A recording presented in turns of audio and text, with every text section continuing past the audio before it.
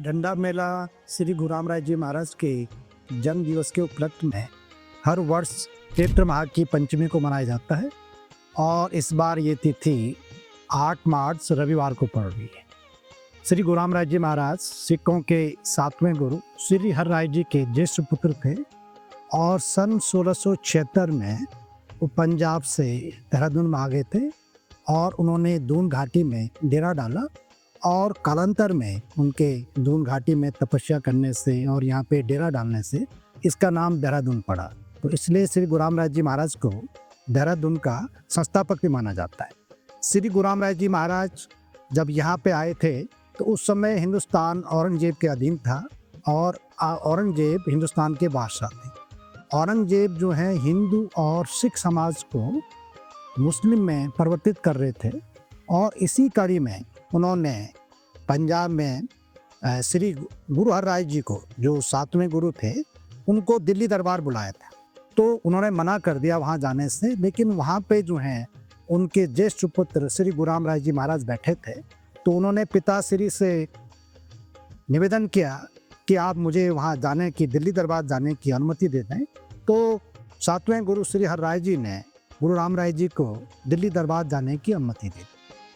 जब श्री गुरु रामराय जी दिल्ली दरबार पहुँचे तो वहाँ पर जो औरंगजेब के दरबारी थे, मौलवी थे, उन्होंने उनकी कई तरह से परीक्षा ली।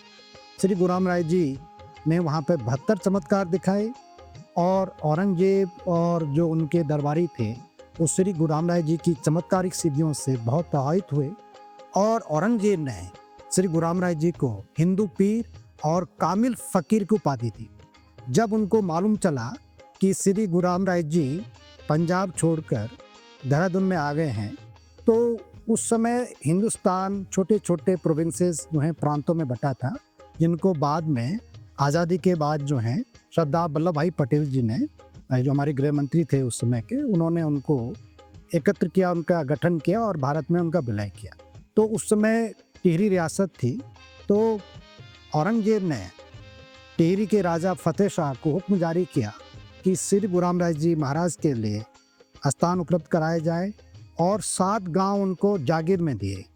तो उस समय पूरा ये देहरादून का क्षेत्र श्री गुरु रामराय जी महाराज को दिया गया और ये जो वर्तमान में दरबार साहिब है ये टिहरी के राजा फतेह शाह ने श्री गुरु रामराय जी के लिए बनाया।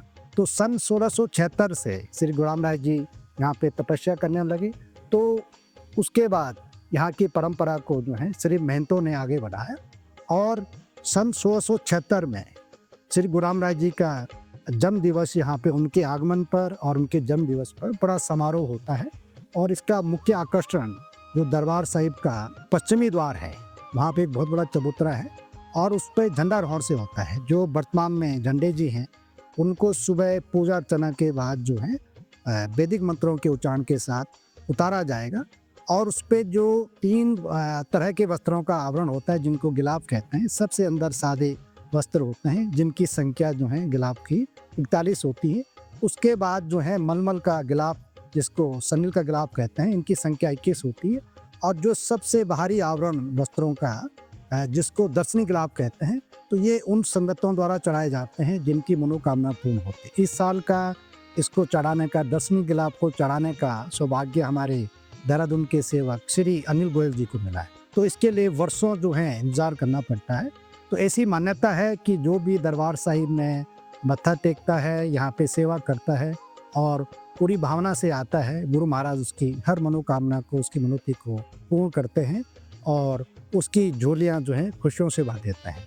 तो यही कारण है कि सदियों से जो हैं गुरु महाराज के दरबार में, झंडा साहिब में, देश भर से और विदेशों में जो हमारे गुरु महाराज के अनुयायी और श्रद्धालु और सेवक रहते हैं, वो उनके जन्म दिवस पे जो इस वर्ष चैत्र माह की पंचमी 8 मार्च को पड़ रहा है, बहुत सारी संख्या में हमारी संगतें यहाँ पे आएंगी। और जो झंडा जी का जो आरोहण होता है वो बड़ा, इसका जो दृश्य है बड़ा दिव्य और अलौकिक होता है।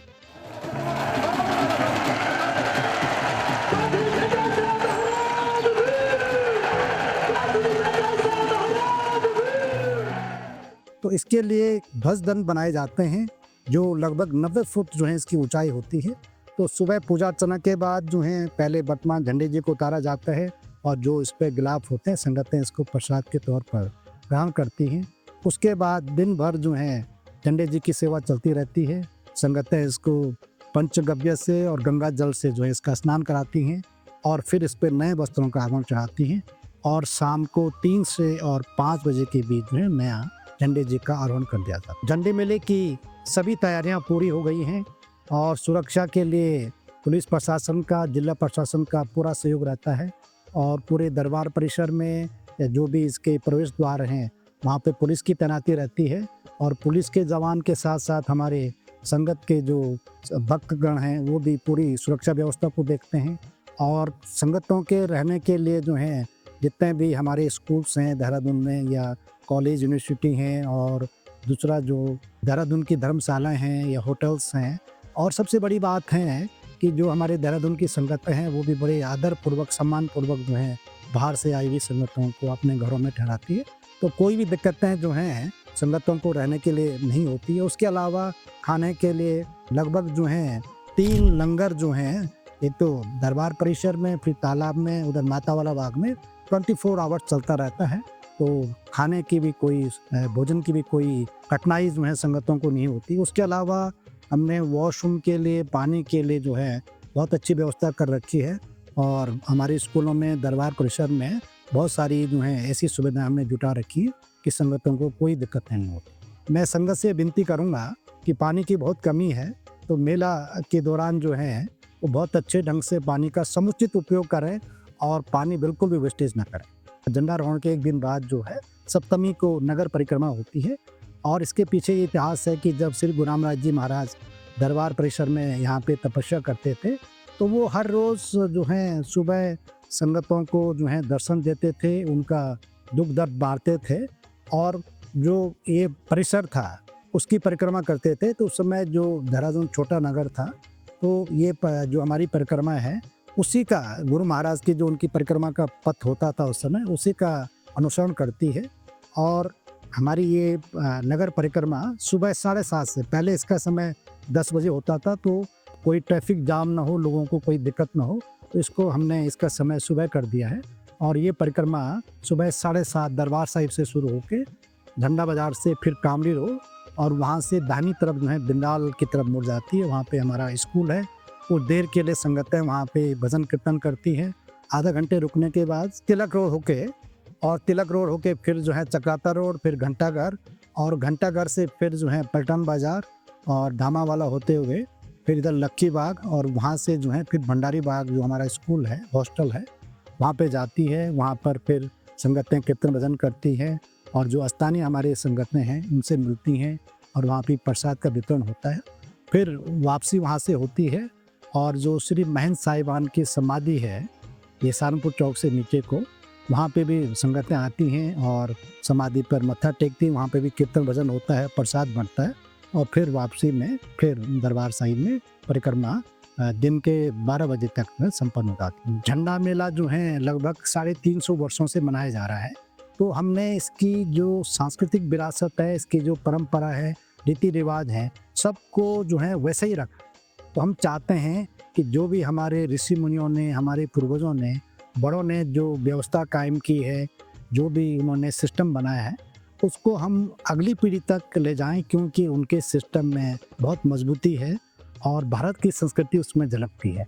मैं सभी संगतों से और दरबार साहिब के सेवकों से और जो भी दरबार साहिब में आस्था रखते हैं या झंडा साहिब का जो भी हमारा समारोह होता है उसको देखते हैं, उनको ये बताना चाहता हूँ कि जो भी सोशल मीडिया प्लेटफॉर्म है, यूट्यूब, फेसबुक पे इसका लाइव प्रसारण किया जाएगा, लाइव टेलीकास्ट किया जाएगा और आप जो है अपने स्थानों से भी इस दृश्य को देख सकते हैं। गुरु महाराज के जन्म दिवस के अवसर पर मैं विशेष अरदास करता हूँ गुरु महाराज के आगे कि हमारी सारी संगत या जो भी देशवासी हैं उनके जीवन में सुख शांति रहे, संतोष का भाव रहे और हर तरह से जीवन में उनको खुशियाँ मिले।